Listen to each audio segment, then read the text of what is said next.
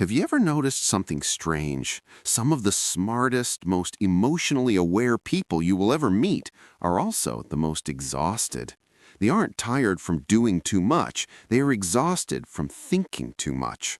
They replay conversations that ended hours ago. They map out disaster scenarios that will probably never happen.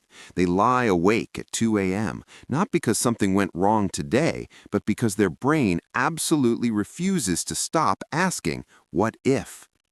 Here's the psychological paradox at the heart of this. The exact same cognitive habit that makes you thoughtful, careful, and empathetic is the very habit quietly draining the life out of you. Today, we're looking inside the brain of the chronic overthinker. Why it happens, what it actually means about your intelligence, and how to finally find some quiet. In psychology, this isn't just called stress. Researchers call it maladaptive rumination, a glitch where the mind circles back to the same thought loops over and over, usually around uncertainty or social situations.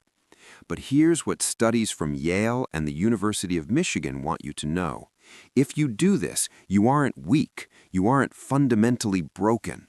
You do this because your brain is exceptionally good at pattern recognition. Your brain is always scanning, always processing, always looking for meaning. The problem isn't your intelligence, it's that your system never gets the signal to shut down.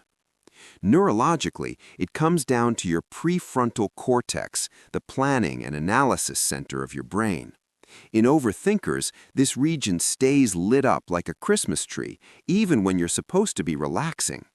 Meanwhile, your brain's background processing system, the default mode network, keeps feeding you an endless internal monologue.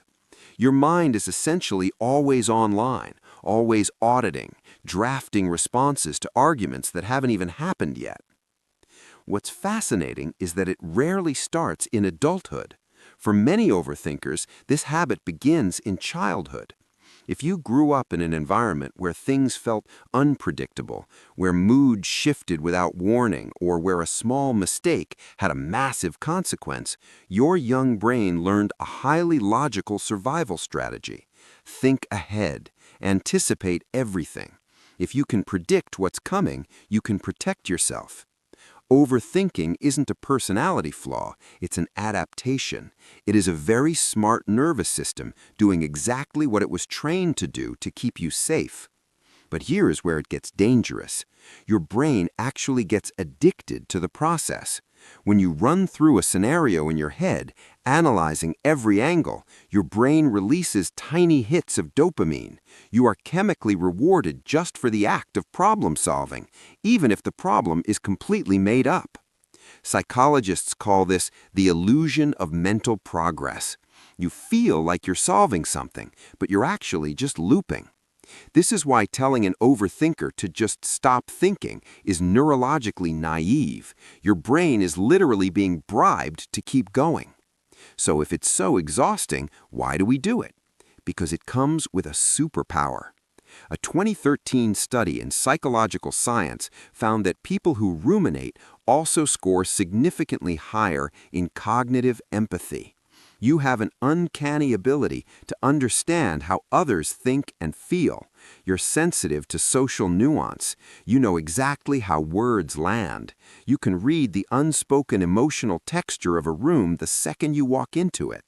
The exact same engine that makes your overthinking so tiring is what makes you remarkably perceptive. You notice everything. But perception without resolution is exhausting.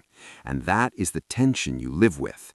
The more you think, the harder clarity seems to become, because here's the quiet truth psychology keeps circling back to. You cannot think your way out of every problem. Some things have to be felt, decided, or just released, not solved. Therapists who work with chronic overthinkers don't try to stop the thoughts. Instead, they use a tool called cognitive diffusion. It's the practice of noticing the thought loop without getting pulled into it.